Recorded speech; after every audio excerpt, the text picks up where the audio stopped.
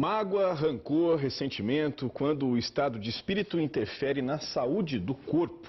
Quais os problemas que sentimentos negativos podem causar? A busca pelo equilíbrio entre mente e corpo é o nosso assunto hoje com a psicóloga Lígia Guerra. Bom dia, Lígia. Bom dia, Thaís. Bom dia, Soler. Quer dizer que há muita gente doente por conta de sentimentos também? Especialmente. Eu sempre percebo que as pessoas que adoecem, de uma forma geral, elas muitas vezes estão vivendo momentos muito delicados da vida, né? Então, são pessoas às vezes que tiveram uma mágoa, uma perda muito grande.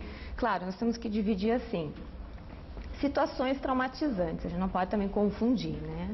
De repente uma família sofre um assalto, uma violência ou algo assim, é um processo mais difícil de você perdoar.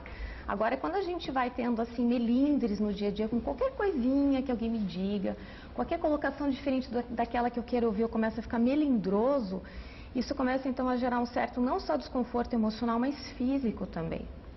Até sugiro para quem está em casa perceber como fica quando está nervoso, você transpira diferente, você fica com taquicardia, por vezes no final do dia você desenvolve até uma certa dor de cabeça, um pouco aguda, especialmente na parte da nuca, que a gente fala que é justamente o ponto que concentra o estresse. E às vezes as pessoas não percebem, puxa, por que me deu dor de cabeça hoje? Não aconteceu nada de diferente. Quando você volta no teu dia, você não. Eu fiquei nervosa, eu fiquei tensa e você percebe. E essa carga de ressentimento, de rancor, ela vai ficando mais pesada com o tempo? Vai. E eu digo assim, que é uma questão muito de educação mental, Soler, porque o que acontece? As pessoas começam a achar que é normal ficar remoendo os sentimentos. E muitas vezes elas perdem o foco do trabalho, o foco do relacionamento, o foco da afetividade. Eu já atendi, por exemplo, profissionais em empresas que perderam o trabalho a partir do momento que entrou um colega diferente na instituição e que tinha uma forma diferente de pensar, de agir, de se relacionar e a pessoa não soube lidar com aquilo. Por quê? Ela ia para casa, ao invés de ela continuar fazendo o que ela fazia antes, tendo ideias, projetando perspectivas diferentes para o grupo, ia para casa e ficava pensando no que foi dito, no ressentimento, ou seja, você está alimentando um desvirtuamento comportamental. E isso começa então a atingir todos os níveis da sua vida, especialmente o interpessoal. A gente já volta a conversar, Lígia. A repórter Mariana Faria foi conhecer um pouco mais sobre áreas da medicina que tratam problemas físicos e emocionais de forma interligada. Vamos ver. Quando um paciente procura o consultório da médica acupunturista e ginecologista, doutora Maria Cristina Cerqueira, ele não tem que falar somente das dores físicas do corpo, mas também das dores emocionais. Por que, doutora, corpo e mente estão interligados?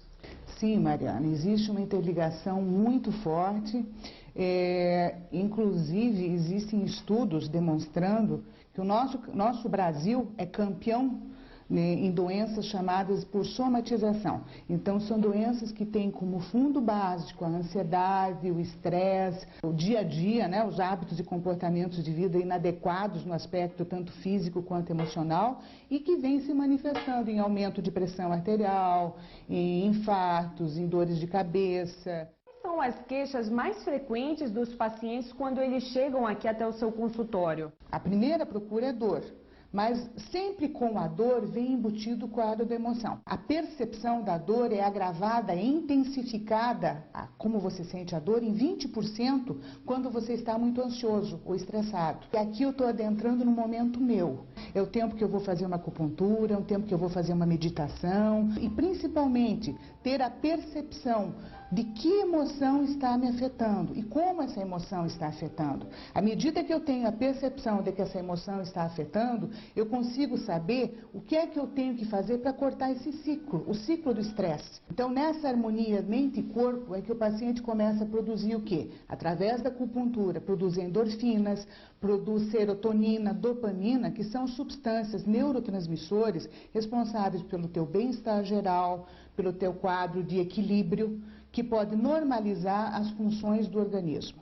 Emília sentia dores pelo corpo todo. A advogada descobriu que eram provocadas pelo estresse. Eu não conseguia nem me deitar. Como é que você está se sentindo agora? Muito bem, com certeza.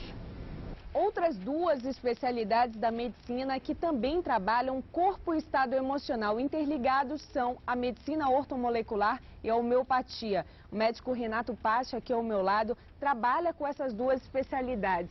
Explica pra gente o que é a homeopatia. A homeopatia é uma medicina natural, feita com plantas da flora brasileira. E ela é feita assim para tratar do estado emocional da pessoa. E a medicina ortomolecular, como é que ela funciona? Com vitaminas e minerais para também equilibrar o organismo da pessoa. E também trata a parte emocional.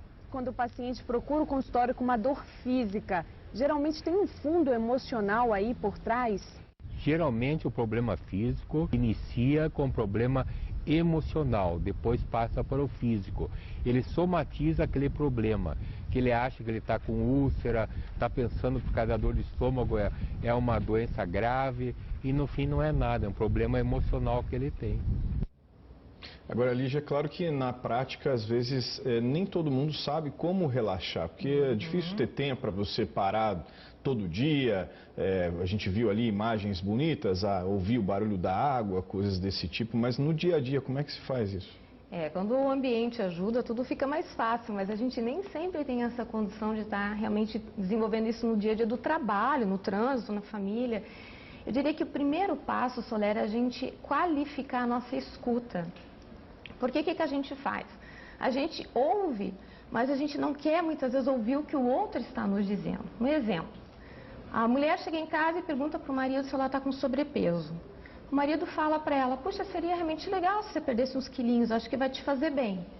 Fechou o tempo em casa, né? Por quê? Porque no fundo ela não queria ouvir aquilo dele. Mas ele falou uma coisa para ela importante. Então eu sempre digo para as mulheres assim, enquanto o teu marido está dizendo, vá fazer, né, um exercício, procure se cuidar, ele está te enxergando. Pior coisa que tem é quando a mulher engorda, emagrece, muda o corte de cabelo, vai para casa e o marido não enxerga ela. A mesma coisa a esposa, chega para o marido, tá tomando muita cerveja, essa barriguinha aí, colesterol. O marido não gosta, mas são cuidados. Então, a gente entender o que o outro está nos falando, muitas vezes com afetividade, é um passo muito importante. O segundo, um autoconhecimento aprofundado. Porque as pessoas costumam confundir autoafirmação com autoestima, e são coisas totalmente desconexas. A autoafirmação, ela só existe na medida que a tua autoestima está ruim. Você só precisa se reafirmar se você está inseguro.